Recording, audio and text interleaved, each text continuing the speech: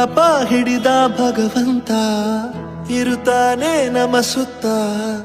ಅವತಾರ ನಾನಾ ರೂಪವೋ ನಮ್ಮೆಲ್ಲ ಹಣೆ ಬರಹ ತಿದ್ದಿ ಬರೆಯಲು ಕತ್ತಲೆಯಿಂದ ಬಂತ ನಮ್ಮ ಕೈಯ ಹಿಡಿಯುತ್ತ ಕರೆದೊಯ್ದ ಬೆಳಕು ತೋರಲು ದಯವಾಗಿ ಗದರೋದು ನಮ್ಮ ಬೆಳೆಸಲು